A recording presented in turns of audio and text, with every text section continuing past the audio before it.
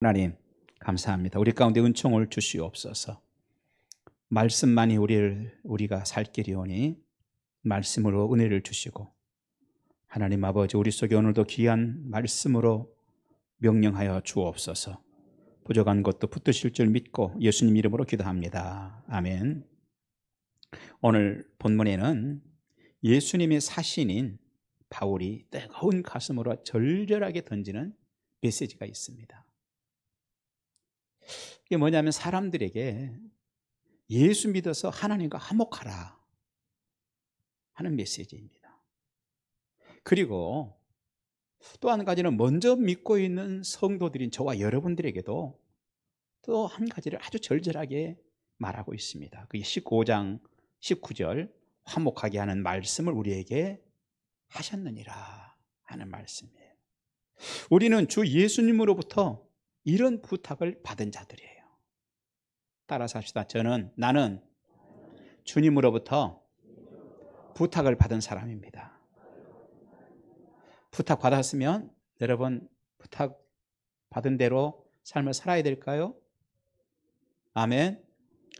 자, 그러면 우리는 꿈속이라도 잊어버릴 수 없는 게 하나 있어요. 하나님께 그런 부탁을 받았다는 거예요. 길을 가면서도 그냥 있을 수가 없어요.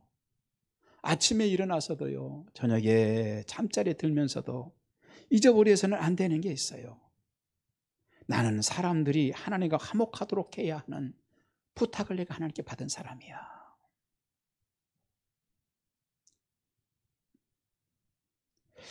저런 사람도 하나님과 화목하면 어떤 일이 일어날지 거룩한 상상을 해보는 거예요. 몸에 병이 있어서 고통 중에 있는 사람들도 보면은 저런 사람도 하나님과 화목하면 예수님 만난 소경처럼 그 소원이 이루어질 거야. 그런 상상을 해야 하는 자들이에요.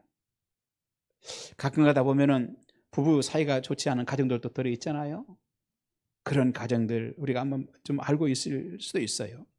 저런 가정도 하나님과 화목하면 어떤 일이 일어날까 거룩한 상상을 좀 우리는 해야 하는 자들이에요. 자녀 문제로 괴로워하는 분들을 보면서 답은 예수님인데, 답은 누구예요? 예수님인데, 그 예수님과 저분이 화목하면 저 가정에 어떤 일이 일어날지 거룩한 상상을 해보는 거예요. 저는 그렇게 확실하게 고백할 수 있어요. 정말 예수 믿고 가정 축복받은 가정 많다, 우리 교회에. 예수님 때문에 축복받은 가정 많다. 가정이 어려웠는데 그럼에도 불구하고 예수 믿고 신앙생활하고 하나님 붙들더니 결국은 하나님께서 그 가정에 축복 주시는 가정 많이 있습니다.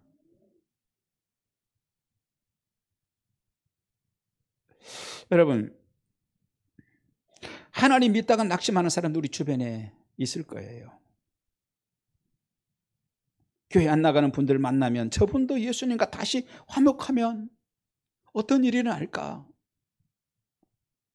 그 생각을 하면 가슴이 뜨거워지죠. 심지어는 눈물이 날 수도 있어요. 그것은 13절 표현에 뭐라고 말하냐, 이런 걸 총괄해서 한마디로요, 미친 듯이 그랬어요. 밥을 먹으면서도 그 생각이 나고, 이 미친 사람 아니에요? 잠자기 전에도 그 생각이 나고, 사람 만나는데 그 생각을 하고, 미친 사람. 바울이 지금 그렇게 말하고 있어요. 예수 믿고 하나님과 화목하세요 말하는 그런 사람. 이런 부탁을 우리가 받았다는 거예요. 우리 그렇게 살아야 한다는 거예요. 여러분, 그렇게 되고 싶습니까? 오늘 그 문제에 대해서 성경적인 해답을 가지고 돌아가십시다. 할렐루야. 바울은 어떤 사람이었습니까? 원래부터 바울이 그런 사람이었나요? 아니요, 예수님 가장 핍박하던 사람이었어요. 그런데 부활하신 예수님을 실제로 만납니다. 아니, 예수님 틀림없이 죽었어요. 죽었는데 죽은 예수님을 만난 거예요. 자, 그리고 나니까 예수님이 확인된 거예요, 살아나신 게. 그런 사람일수록 진실한 복음을 전하는 자 같아요. 이전에는 주님의 마음을 아프게 하고 이전에는 하나님 뜻대로 살지 못하고 세상적으로 살고 하던 자들이 정말로 주님, 살아계신 주님 만나고 나면요, 그 다음부터는 정말로 더 주님이 기뻐하시는 대로 더 살아가는 사람이 될 수 있어요. 오늘 바울은요, 예수님, 부활하신 예수님 만나고 나니까 어떤 생각이 들겠어요? 이야, 이거 정말로 영적 세계가 실제로 있는 거로구나, 이게. 그렇다면 내가 이렇게 있으면 안 되지. 이걸 알려줘야지. 그래서 복음을 전하는 거예요. 여기저기 예수님을 이야기해주고 복음 전합니다. 사람들마다 복음을 전합니다. 그렇게 하다 보니 하나님이 주신 마음이 막 차오르기 시작합니다. 나는 하나님과 사람들이 화목하도록 하기 위해서 나를 이 땅에 보내셨구나 하는 생각이 더 가득해지기 시작합니다. 그 일을 위해서 하나님이 나를 부르셨구나, 이게 가슴속에 차기 시작하는 거예요. 이것이 바울을 바울 되게 하더라 하는 거예요. 바울은요, 나는 예수님의 사신이로구나 하는 것이 아주 뚜렷해졌습니다. 우리도 마찬가지입니다. 저와 여러분들은요, 사람들이 하나님과 화목하게 하는 일에 쓰임받도록 하려고 하나님이 여러분을 이 땅에 보내신 자들인 것을 기억하셔야 합니다.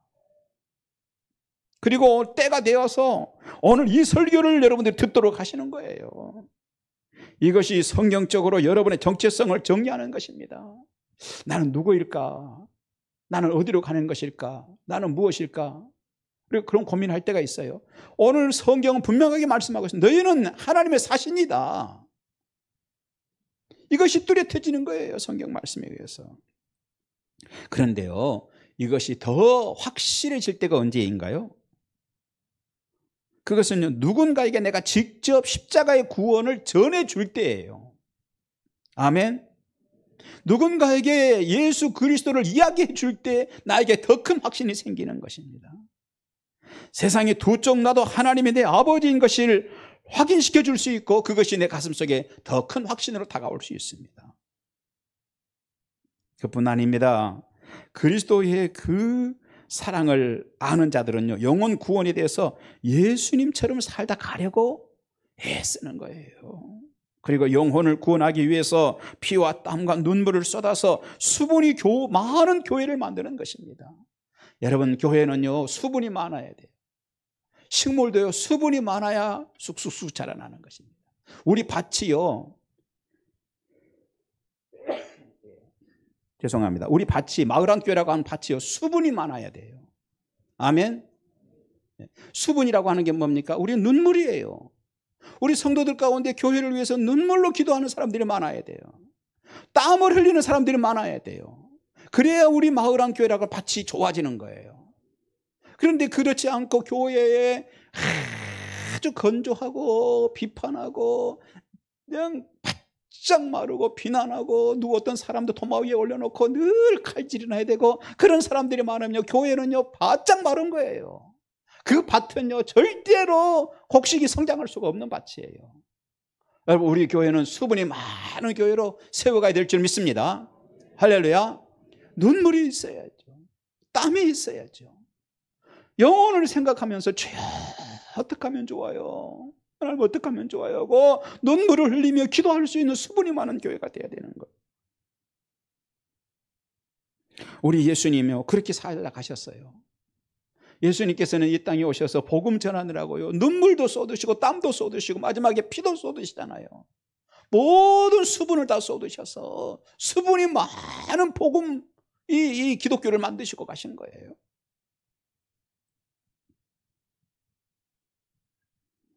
예수님께서 그렇게 하신 이유가 있습니다. 생명을 걸고 복음을 전하신 이유가 있습니다. 왜냐? 우리 인생은 죽으면 그만이 아니기 때문이에요. 얼마 전에 우리 교회에서 서독희 성도님이 갑자기 소천하셨어요. 우리 교회는 다 아는 내용이죠. 그래서 서독희 성도님이 중보기도 팀원이었어요. 그래서 중보기도팀 몇몇 분들과 유가족들을 위로하기 위해서 조문을 갔습니다. 근데 가보았더니 지금까지 그 서덕기 성도님을 모셨던 딸이 있었는데 그 딸이 교회를 안 다니더라고요. 참 다행스러운 건 둘째가 아들인데 호주에서 신앙생활을 아주 잘하고 계시는 것 같았어요. 셋째는 아들인데 셋째도 교회를 안 다니더라고요. 그래서 얘기를 했죠. 엄마가 교회 다니시다가 소천하셨으니 기독교식으로 장례를 모시고 싶으면 교회 얘기해라. 그러면 기독교식으로 장례를 우리가 진행을 하겠다. 얘기를 했어요. 그런데 자녀들이 그 결정을 안 하더라고요. 그래서 오는 길에 차를 타고 이제 우리 성도님들과 함께 오는 길에 제 생각이 그런 생각이 드는 거예요. 아, 그렇구나. 누구라도 자녀들이 교회에 나오지 않으면 결국 이렇게 되겠구나. 오늘 우리 성도님들 가운데서도 우리는 다 신앙생활하고 열심히 했는데 하나님 앞에 정말 하나님 바라보고 살았는데 우리 자녀들 가운데 예수 다 안 믿어버리면 우리들도 심지어 뭐 권사하고 집사님의 신앙생활을 했는데도 자식들이 교회 안 나가버리면 기독교식으로 장례도 못 치르고 마는 유교식으로 하는 그런 일이 우리에게 일어나겠구나. 그런 생각이 들더라고요. 그러면서 제 생각에 그래, 우리가 이 땅에 있는 동안에 꼭 해야 하는 일이 있구나. 자녀들 구원을 위해서 기도해야 되는 거로구나. 예수 안 믿으면 어쩔 수 없지요 라고 말하지 말고 예수 믿도록 평소에 집안에서 말을 똑바로 하고 거짓말하지 말고 진실하게 하고 하나님 앞에 바로 서서 살고 누구 도마 위에 올려놓고 칼질하지 말고 집에서 그렇게 하면요 자식들이 그거 보고 교회 다닐 자식이 어디 있겠어요. 정말 집안에서 정직하고 진실한 모습 자녀들이 있는 데서라도 가장 가까이 있는 사람들이 늘 보이면 살아야 되지 않겠어요. 삶이. 그런데 그렇게 하지 않고 평상시에 집안에서도 거짓말하고 평상시에 살면서도 없는 말을 했다고 그러고 이렇게 살고 사람들이 도마 위에 놓고 칼질하고 늘 그런 모습을 보였으니 그 자녀들이 교회에 못 가도록 가장 막아버린 사람이 누구예요? 그건 결국 자기 자신이에요. 그렇게 되면 맨 마지막에 정말 이 땅 떠날 때 장례를 치르는데 기독교식으로도 장례를 못 치르게 되는 그런 안타까운 일이 일어날 수 있다는 거였어요.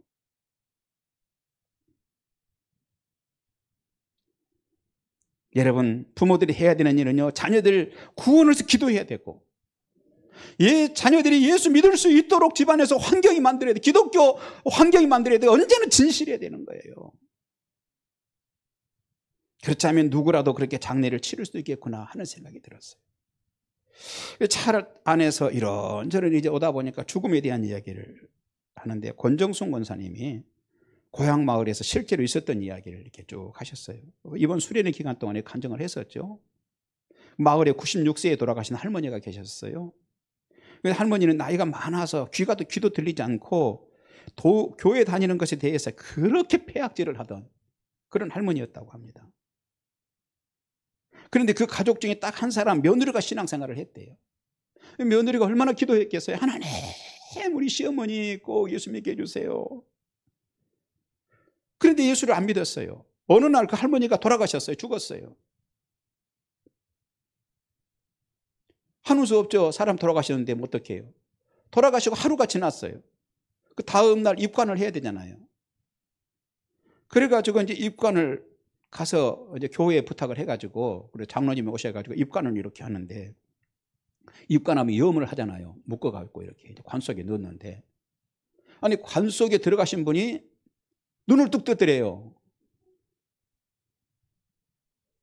눈을 뚝 뜨고는 아마 입안에 소문을 다 막았을 거 아니에요. 나 좀 꺼내다오 그러더래요. 아마 막 입에 있는 솜을 뱉어내면서 그랬을 거예요. 나 좀 꺼내달라고. 얼마나 기절했겠어요. 이 할머니가 그 길로 살아난 거예요. 전날 하루 만에 입관을 하잖아요. 바로 입관하지 않고 하루 동안 죽어 있었던 거예요. 완전히. 입관하는데 살아나신 거예요. 이분이. 그래가지고 생생하게 자신이 죽었던 그 이후의 이야기를 쭉 하시더래요.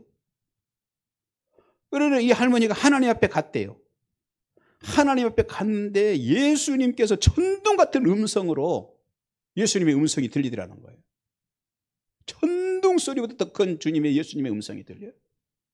그래서 아직은 때가 안 됐으니 돌아가라고 해서 할 수 없이 돌아왔대잖아요. 할 수 없이. 그래가지고 여러분 살아났어요. 예수 안 믿다가 가가지고 죽어가지고 죽으면 끝인 줄 알았는데 영혼이 하나님을 뵙고 왔어요. 예수님의 음성을 들었어요. 그랬으니 살아났으면 제일 먼저 무슨 일을 해야 되겠어요? 에? 제일 먼저 애들아 족발 하나 시켜와라 그러겠어요? 제일 먼저 했던 게 그렇게 욕하고 했던 목사님 먼저 불러오라고 그러죠. 그래서 목사님 오시라고 해라. 그리고 목사님 모시고 가서 목사님 그 자리에서 그 할머니가 예수님 영접하고 그 다음부터는 이제 천국에 있다고 지옥에 있다고 계속 만나는 사람들 전도하다가 그렇게 또 사시다가 하나님 부름 받았다잖아요. 여러분 아주 분명한 것은 우리에게는 영혼이 있다는 거예요. 저와 여러분은 죽으면 아무것도 없고 그만이 아니라는 것입니다. 그런 것은 우리가 세상에 오는 과정을 보아서도 과정 속에서도 알 수 있어요. 누구라도 인식이 연결되지 않는 어머니 뱃속에서 다 한 세상 살다 왔어요. 그렇죠?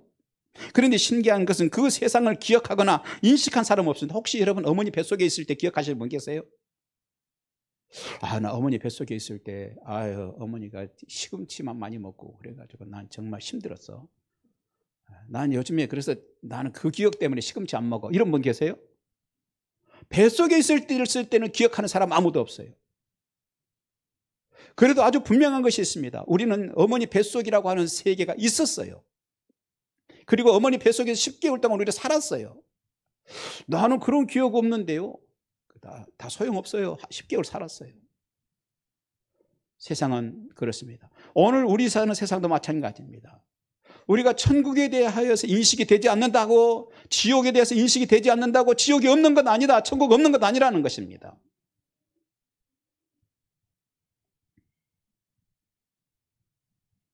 이 세상도 살다가 죽으면 끝이 아닙니다. 그것을 성경은 계속해서 말씀하고 있어요. 우리는 영원한 삶으로 바로 연결됩니다. 때문에 예수를 믿어야 되는 것입니다. 신앙생활의 목적이 뭡니까? 영혼 구원입니다, 여러분. 신앙생활하고 교회에 나오는 목적이 무엇입니까? 종교의 제일 목적은 구원이에요. 친교가 아닙니다, 제일 목적이. 와가지고 어떤 직분을 얻는 게 제일 목적이 아니에요. 영혼 구원입니다. 이 세상 떠난다고 끝 아닙니다. 그런데 예수님께서 요한복음 14장 6절에서 뭐라고 그랬어요? 내가 곧 길이요 진리요 생명이니 나로 말미암지 않고는 아버지께로 올 자가 없느니라.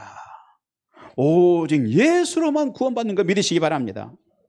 그런데 마귀는요 그것을 방해합니다. 마귀는 사람들의 마음에 막 진을 파고 그렇게 앉아 있습니다. 사탄은 그곳에서 사람들의 눈을 가리고 사람들이 주님께 돌아오지 못하도록 합니다. 마음에 막 천을 뒤집어 씌워가지고 우리가 전하는 복음을 걸러서 듣도록 합니다. 그 결과 우리가 전하는 복음과는 전혀 다르게 복음을 그렇게 들어도 전혀 다르게 거꾸로 생각을 합니다. 나 왜 꼬시는 거지? 아니 예수 믿고 구원받으라고 하는 얘기인데 왜 나를 꼬시는 거야? 거꾸로 생각을 하죠. 그래서 고린도후서 4장 4절 그중에 이 세상의 신이 믿지 않은 자들의 마음을 혼미하게 하여 그랬어요. 그리스도의 영광의 복음의 광채가 비추지 못하게 함이니. 사탄은 그리스도의 영광의 복음의 광채가 비추지 못하고 혼미하게 만들어버리는 거예요. 때문에 인생 죽음 이후를 확실하게 보려면 사탄이 혼미하게 하는 그 혼미함이 없어야 되는 거예요. 그러면 여러분도 누군가의 그 혼미함을 걷어내는 그 일에 쓰임받는 축복된 분들이 되시기 바랍니다. 마귀가 무언가를 뒤집어 씌워가지고 혼미하게 만드는 것을 없애는 길을 요한계시록에서는 뭐라고 했느냐? 네 눈이 흐려져서 안 보이면 하늘에 안약을 사서 넣어서 발라라 그랬어요.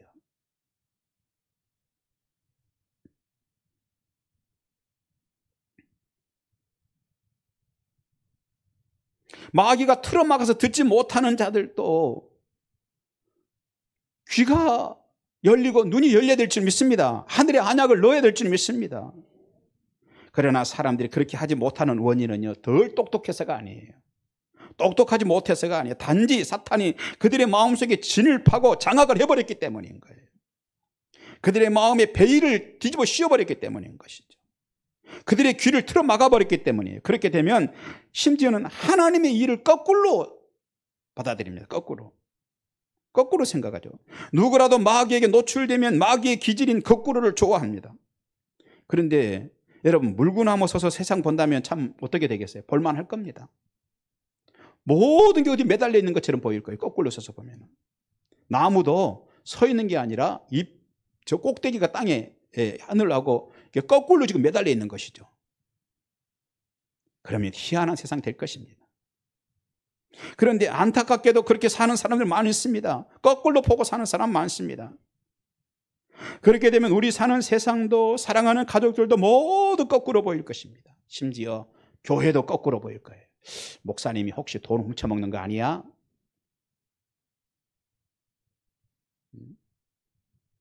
잘 봐야 돼.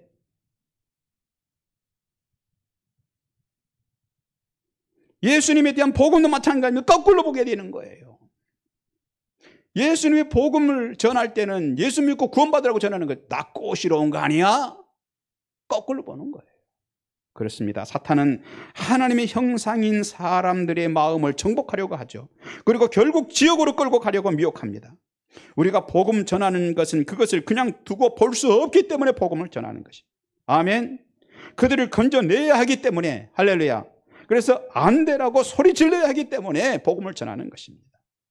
우리의 기도와 우리의 수고로 그런 자들도 성령의 기름 부으심이 있으면 바로 보기 시작할 줄 믿습니다. 영혼의 눈에 안약을 넣으면 바로 보게 될 줄 믿습니다. 성령의 부으심이 있으면 될 줄 믿습니다. 그러면 자기 자신에 관하여서 바로 보기 시작하는 거예요. 예수 그리스도에 관하여 내세에 대해서 바로 보기 시작합니다. 그 일이 우리 주변의 모든 사람들에게서 일어나야 될 줄 믿습니다. 여러분이 알고 있는, 여러분이 만나는 분들 모두에게 그런 일이 일어나시길 주님으로 축원합니다.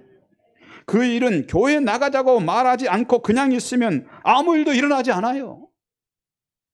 바울처럼 진실로 그들을 위해서 기도하고 심을 때, 그리고 가슴 절절하게 예수 믿어 하나님과 화목하라고 말해 줄 때 그 일이 일어난다는 것입니다. 말해주지 않고 있어 보세요. 그들이 하나님께로 돌아오는 일이 있나? 말을 해줘야 합니다. 우리는 그 마귀의 진을 깨뜨리는 일을 부탁받은 자들이에요. 아멘. 따라서 합시다. 우리는 그런 부탁을 받은 사람입니다. 그렇다면 바울이 그랬듯이 우리들은 주의 사신들이에요. 주의 사신들은 바울이 뭐라 했느냐? 13절에 미쳤어도, 이렇게 미쳤어도 이 단어를 떠올리면서까지 미친 듯이 그 진을 부셔뜨려야 되는 자들인 거예요. 고린도서 10장 4절은 우리의 싸우는 무기는 육신에 속한 것이 아니요 오직 어떤 견고한 진도 무너뜨리는 하나님의 능력이라 그랬어요. 마귀의 진을 부서뜨리는 여러분이 되시기를 바랍니다. 그 일은 전도를 통해서 일어납니다. 예수님은 누가복음 4장 18절에서 눈먼 자에게 다시 보게 함을 전파하기 위하여서 보내심을 받았다라고 말합니다. 그러면 이제 예수님의 사신인 우리도 그 일을 실천해야 될 줄 믿습니다. 그 일을 위해서 우리가 먼저 살아나 있어야 되지 않겠어요? 그리고 살아있는 자라면 전도하는 일을 실천해야 될 줄 믿습니다. 여러분, 새가 살아있으면 벌레를 먹어요. 하지만 새가 죽어버리면 어떻게 되겠어요?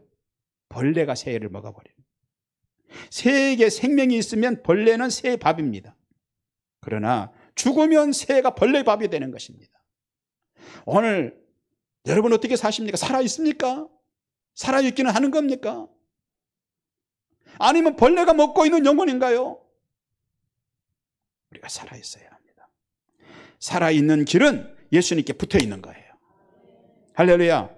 그래서 요한복음 15장 6절 사람이 내 안에 거하지 아니하면 가지처럼 밖에 버려져 마르나니 사람들이 그것을 모아다가 불에 던져 살았느니라.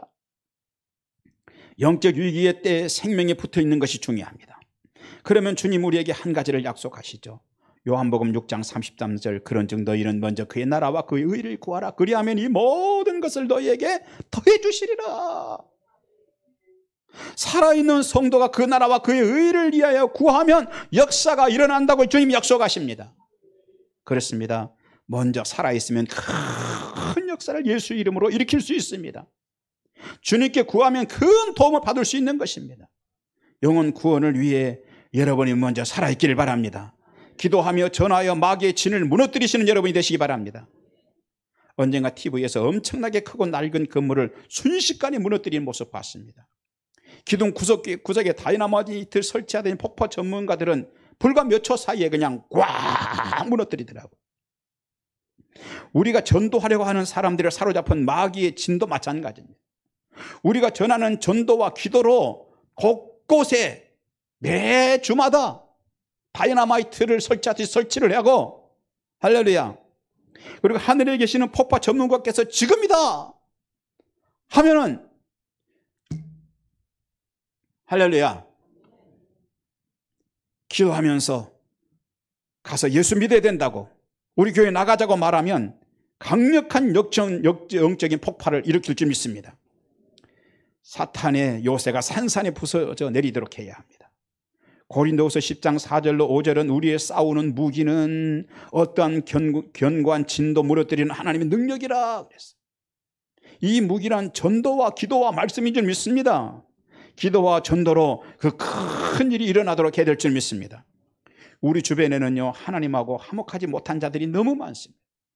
그런 자들은 세상 이론을 굳게 붙잡고 살죠. 모든 핑계를 거기에다 댑니다. 교회에 나오지 않을 거리를 찾습니다. 하지만 이제는 접고 그리스도께 나오도록 해야 될 줄 믿습니다. 그 길만이 살 길이기 때문입니다. 여러분이 몇 사람을 마음에 이 시간 품으시기 바랍니다. 그리고 오늘부터 가서 함께 가자고 주께 돌아오게 하시기를 바랍니다. 그러면 어떤 일이 일어납니까? 고린도후서 5장 17절 누구든지 그리스도 안에 있으면 새로운 피조물이라. 이전 것은 지나갔으니 보라 새 것이 되었도다. 여러분이 기도하고 가서 말해주는 그 사람이 새로운 피조물이 되고, 할렐루야, 자신의 인생에서 새날을 맞이할 줄 믿습니다. 어쩌면 여기 있는 우리도 다 그런 과정 거치지 않았겠어요? 여기 처음부터 예수 믿는 사람 어디 있었겠어요? 나는 교회 나갈 생각이 없었는데 어느 날 그 어떤 권사님이 끈질기게 교회 나가자고 하더니 결국 그것이 나에게 축복이었어. 나는 나를 전도해 준 권사님께 너무 고맙게 생각해. 할렐루야. 아마 그런 분들이 많으실 것이. 우리가 그런 자들이라면, 그래서 참으로 새 사람이 되거나 새 날을 맞이했다면 우리 그렇게 해야 될 줄 믿습니다. 그리고 새 날을 맞이하는 사람들은요, 새 날을 맞이하면 꼭 첫 번째 하고 싶은 게 있어요. 병원에 있던 분이 오랫동안 병원에 입원해 있었는데 퇴원하면 제일 먼저 뭘 하고 싶으십니까? 그랬더니 병원 앞에 저 앞에 순댓국집 가가지고 제일 먼저 순댓국을 먹고 싶다고 그러더라고요. 교도소에 있는 사람들 교도소 나가면 제일 먼저 뭘 하고 싶습니까? 생두부를 제일 먼저 먹고 싶다고 그래요. 사랑하신 여러분, 저와 여러분들 어떻습니까? 어떤 사람은 자고 일어나서 눈 깨자마자 제일 먼저 하고 싶은 게 뭐냐? 머리 더듬어가지고 머리 위에 더듬어가지고 담배깍 찾아가지고 뭐 먼저 해야 돼요? 근데 피워 모으는 거가 첫날 제일 먼저 하고 싶어. 오늘 예수 믿고 우리는 구원받았습니다. 그 예수 믿고 구원받은 자들로서 제일 먼저 하고 싶은 게 뭡니까?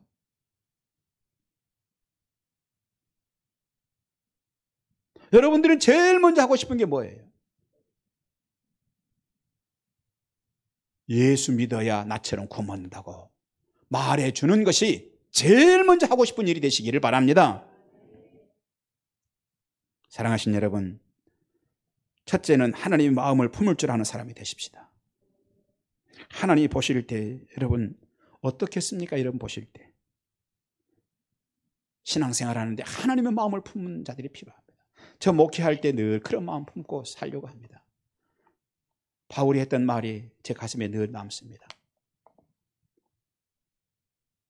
내가 예수의 심정을 가졌노니, 내가 예수의 심정을 가졌느니 누구든지 나를 더 이상 괴롭히지 말라.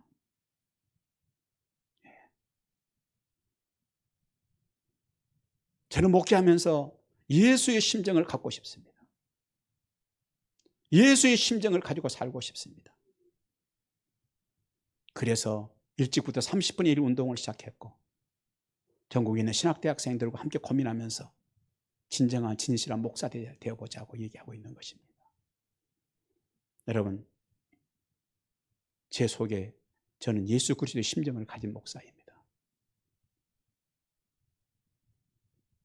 오늘 여러분도 하나님의 마음을 갖는 여러분이 되시기 바랍니다. 두 번째, 기도할 줄 아는 사람이 되십시다. 하나님 백성들은 누구라도 간절한 문제를 가지면 기도하고 살았습니다. 그리고 그런 기도에 하나님은 역사하셨던 것입니다. 느헤미야 1장 4절 보니까 느헤미야는 자기 민족의 타락한 영적 상태에 대해서 듣고 앉아서 울고 수일 동안 슬퍼하며 하늘의 하나님 앞에 금식하며 기도했습니다. 그런데 그 기도는 헛되지 않았어요.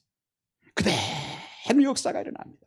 하나님은 기도했던 그 사람을 사용하셨습니다. 그래서 그렇게 기도했던 느헤미야가 자신들이 저지른 죄악의 대가를 치르느라 포로로 끌려간 자들을 다시 데리고 고국으로 돌아와서 무너진 성벽을 다시 쌓고 무너진 민족의 기반을 다시 세울 수 있도록 하나님께서 은혜를 주시더라는 것이. 에스라도 마찬가지였습니다. 에스라 10장 1절 보니까 하나님을 떠나 살았던 자기 민족의 죄악을 생각하던 에스라가 하나님의 성전 앞에 엎드려 울고 기도를 합니다. 그때 많은 백성이 함께 모이더니 크게 통곡을 합니다. 한 사람이 울며 기도했더니 더 많은 사람들이 그와 함께 엎드려 통곡하며 민족적으로 거룩한 회복을 하게 됐던 것입니다. 기도는 반드시 응답됩니다.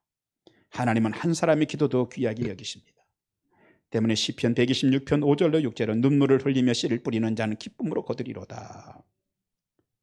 하나님은 여러분 주변의 누군가와 특히 여러분 자녀들과 여러분 친구들의 영혼 구원을 위해서 여러분의 눈물을 씨앗으로 받기를 원하십니다. 시편 56편 8절 나의 유리함을 주께서 기회수하셨사오니 나의 눈물을 주의 병에 담으소서. 이것이 주의 책에 기록되지 아니하였나이까. 영혼을 위해서 우는 그 눈물은 마르면 그만이 아닙니다. 하나님께서 천사를 시켜서라도 하늘의 병에 담아서 보관하는 것을 믿으시기 바랍니다. 하나님은 우리의 눈물을 결코 버리지 않습니다. 마침내 하나님의 때가 이르면 하나님은 우리의 눈물을 다른 곳으로 변화시켜 주실 줄 믿습니다. 누군가의 영혼 구원을 위해서 기도하십시다. 성령님을 의지하고 아버지 되시는 하나님 마음을 품고 기도하며 전해야 될 줄 믿습니다. 아버지, 하나님의 마음을 가지면 엄청난 일을 하게 되는 것입니다. 세 번째, 예수 그리스도와 우리 마을 안교에 대해서 실제로 말할 줄 아는 사람이 되십시다. 전도는 반드시 말을 해야 합니다, 여러분. 말을 해야 합니다. 아픈 사람을 아픔을 보고 예수 믿으면 하나님께서 은혜 주실 거예요 라고 가서 말해야 합니다. 문제가 있는 가정을 보면 예수 믿으면 하나님께서 이 가정에 은혜 주실 거예요 라고 말해야 됩니다. 믿음이 없는 사람 보면 예수 믿으면 하나님이 역사하실 거라고 말할 수 있어야 합니다. 그리고 평소에 우리 마을안교회에 대한 이야기를 늘 해야 합니다.